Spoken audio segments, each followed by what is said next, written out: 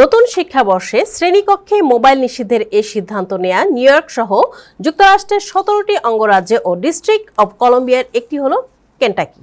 এতে স্কুলে mobile phone ও অন্যান্য ইলেকট্রনিক ডিভাইস ব্যবহারের সীমাবদ্ধতা আরোপকারী অঙ্গরাজ্যের সংখ্যা বেড়ে দাঁড়িয়েছে ৩৫টিতে। মোবাইল ফোনের ব্যবহার শিশুদের মানসিক স্বাস্থ্যের উপর ক্ষতিকর প্রভাব ফেলে এবং শিক্ষা থেকে তাদের মনোযোগ সরিয়ে দেয় বলে যুক্তরাষ্ট্রের ডেমোক্র্যাট ও রিপাবলিকান উভয় দলই এই উদ্যোগের সমর্থন করেছে, যদিও প্রভাবগুলো অতটা স্পষ্ট নয় বলে মন্তব্য করেছেন অনেক গবেষক। এমরি বিশ্ববিদ্যালয়ের গবেষকদের পরিচালিত জর্জিয়ার ১২৫টি স্কুলে পরিচালিত এক জরিপে দেখা গেছে, শিক্ষার্থীদের সামাজিক ও ডিজিটাল মাধ্যম ব্যবহারে নিয়ন্ত্রণ আরোপের ক্ষেত্রে অভিভাবকদের আপত্তি সবচেয়ে বড় বাধা হিসেবে চিহ্নিত হয়েছে।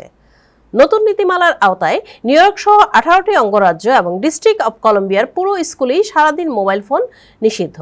তবে জর্জিয়া ও ফ্লোরিডায় এই নিষেধাজ্ঞা কিন্ডারগার্টেন থেকে অষ্টম শ্রেণী পর্যন্ত, বিদ্যালয় শুরু থেকে ছুটির ঘণ্টা পড়ার আগ পর্যন্ত প্রযোজ্য।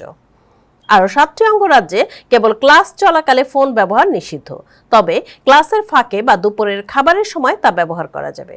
অন্যদিকে স্থানীয়ভাবে স্কুল পরিচালনার ঐতিহ্য রয়েছে এমন কিছু অঙ্গরাজ্যে কেবল একটি মোবাইল ফোন নীতিমালা বাধ্যতামূলক করেছে। অন্যরাও ইঙ্গিতটি বুঝে নিয়ে ফোন ব্যবহারে কঠোর সীমাবদ্ধতা আরোপ করবে বলে তাদের বিশ্বাস।